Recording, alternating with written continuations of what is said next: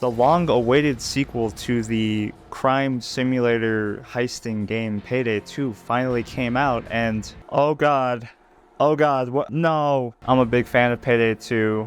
I've had some really great experiences and times with that game. So, of course, the bumbo head I am, I pre-ordered the edition of it that would give me 3 days of early access, which means I actually got a chance to play the game since currently, as of recording, the game is completely unplayable, which led to the, of course, very negative reviews. So this is just a general first impressions kind of video. I'm going to start off with stuff I actually like about the game, and then I'll go into stuff I'm pretty negative or mixed about. But if you like this video, make sure you check out my other videos. I talk about games, I talk about movies sometimes. I talked about 100 gex that one time. Yeah. Let's get into it. One thing right off the bat, the game looks great. The environments are beautiful, the lighting is great, the guns look good. I do think the way like players and NPCs look, they look slightly better than Payday 2. I mean, overall, it's definitely an upgrade, especially since Payday 2 looked old maybe a year after launch. Like, that game is crusty. I mean, I love it to death, but Payday 2 is crusty as hell. The actual missions in this game look fantastic. A lot of the missions are set in New York, and just the overall feel of the city and the heists is really great. One of my favorite openings would be the jewelry store heist, which is just a random corner on a street, but it just looks so good. You got the foggy New York skyline from all the smoke and piss, probably. I also gotta say, level design is pretty good this time around. There's multiple ways to do these levels for maximum loot, or whether you're doing loud or stealth. I believe all the maps are stealthable except for one. The updates to the enemy mechanics are also really good. Cloakers can run on walls, shields can charge you.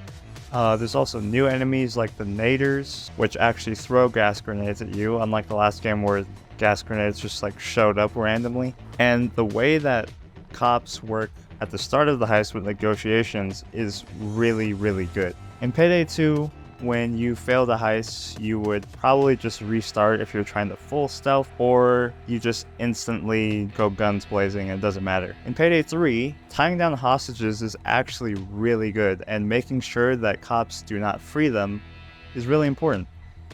Because when the alarms go off and police response starts, you can actually trade hostages to delay their attack, which gives you more time to do the objectives like opening a vault or unlocking locked doors and stuff like that. So you get into this kind of gameplay where, of course, in a heist, multiple people have different roles, so you could have one guy who's in charge of tying down people and trading them, and later on, trading hostages actually rewards you with first aid kits. This one mission in the nightclub, we took down so many hostages that we had like an infinite supply of first aid kits, and it turned out to be really helpful. There's a lot of great new mechanics, not only in loud, but in stealth as well. Stealth in Payday 3 has improved a lot. There's a lot more things to keep track of and do, and you have so many more options now. Casing is before you put your mask on and you're walking around and you case in a joint. You case in a joint. So now you can actually do a lot more objectives if you're sneaky. You're still limited from mobility and jumping through windows and doing all that kind of stuff, but you can cut through windows and lockpick as long as no one sees you. But you can't just walk everywhere. They have this new area system where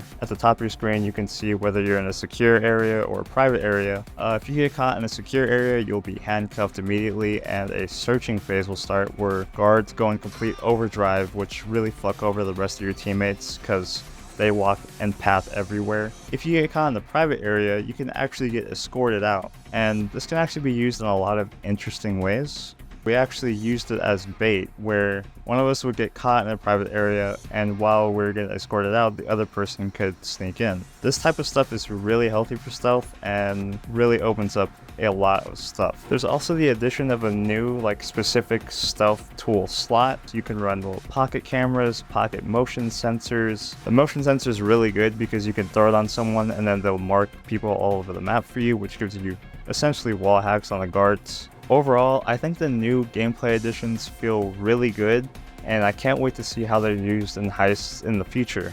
The music, while it's under a different producer, is fantastic as always. It's hype as fuck, and it still has that progression system where there's highs and lows during assault waves and stuff like that. But they also added this kind of music progression to the stealth heists. So once you get into a vault, or once you do like a big objective, it actually picks up a little bit, and the music is like, yeah, I'm doing something fucking cool right now. But yeah, the music, of course, is fantastic. Now, we probably should talk about the heists and the amount of content in the game currently at launch. Now, the game only has 8 heists currently, with a planned DLC structure for the next year, which I believe will be at the very minimum 4 more heists and maybe event heists or free heists. Heading into this game, I knew the amount of content would be a huge pain point for players to, swallow, because Payday 2 was around for like 10 fucking years. There's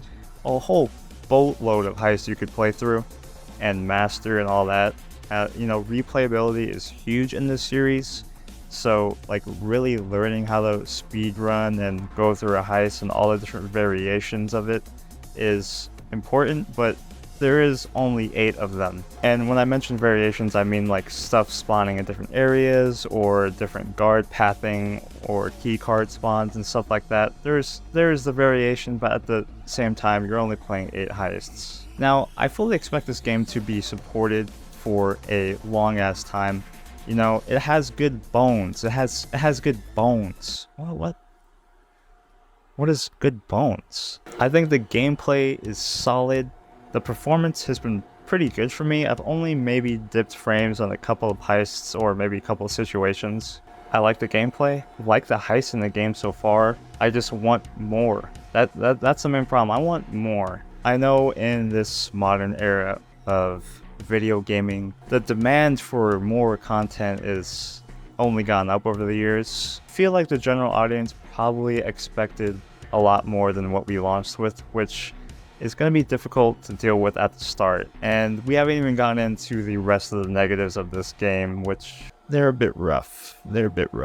Before we even go to the current launch, or where the servers have been down for the last 48 hours, at early access launch, apparently Sony uploaded the wrong build, so PS5 players couldn't even play early access for like a whole day or two, which that's ass. It's pretty bad. And now people can't even get in the game in general at all because of server issues, which is very unfortunate.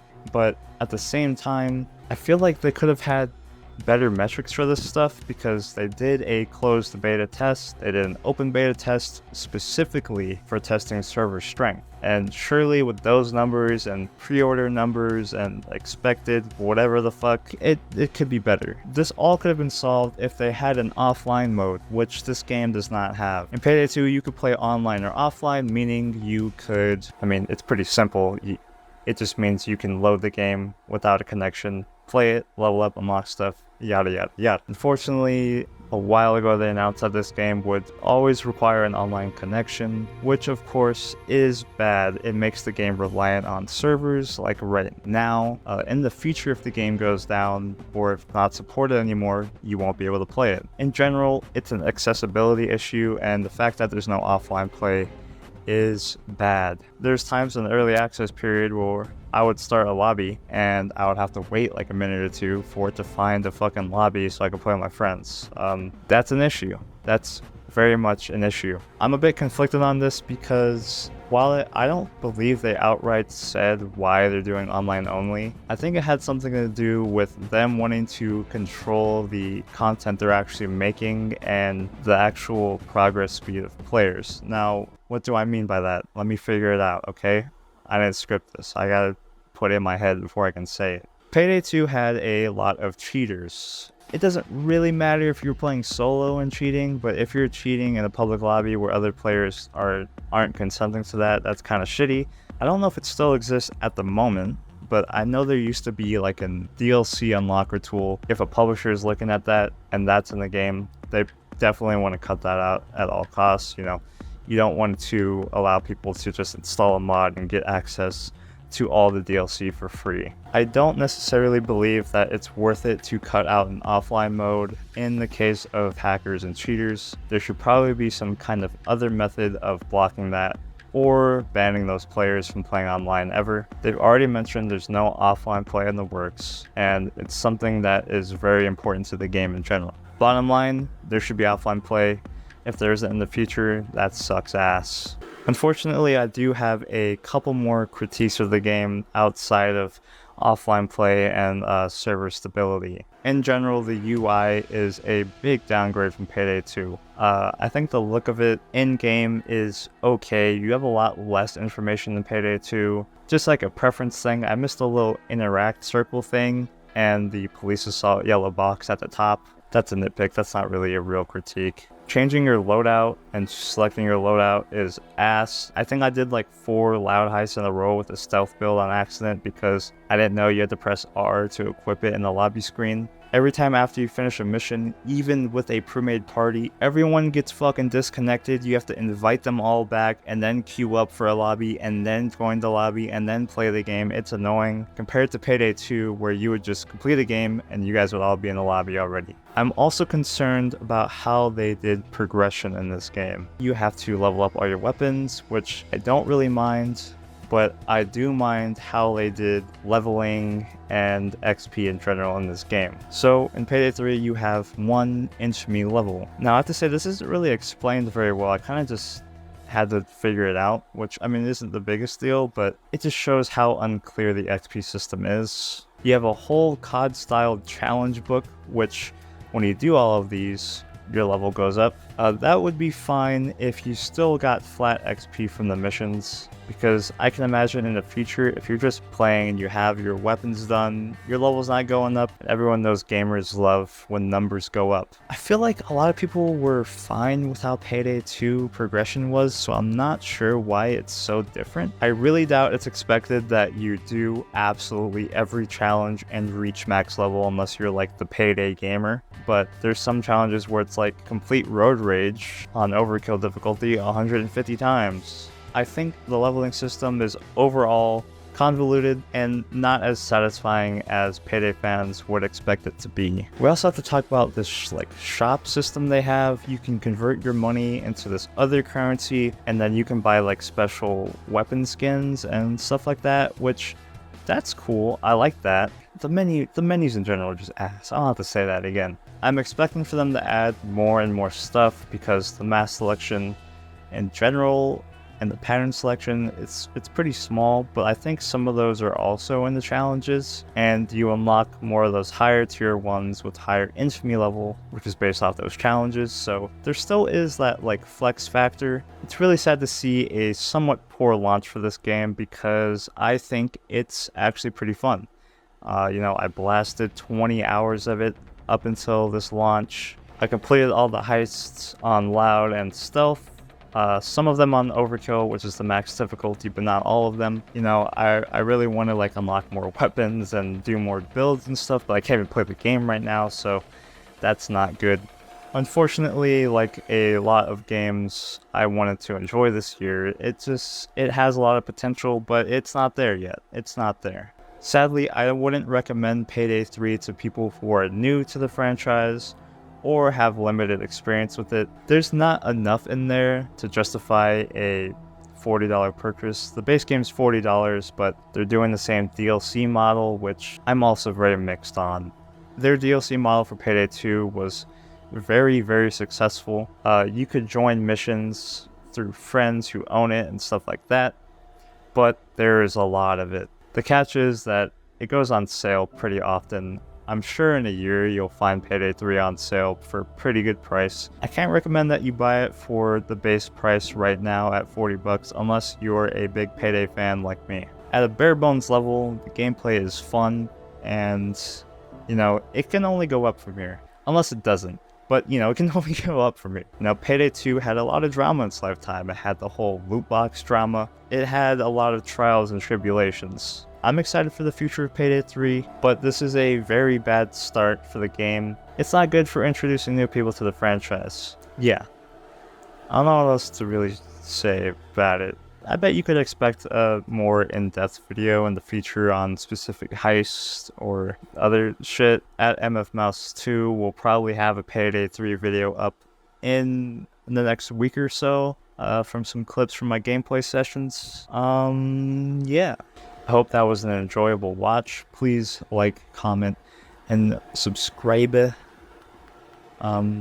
have a good day. Bye.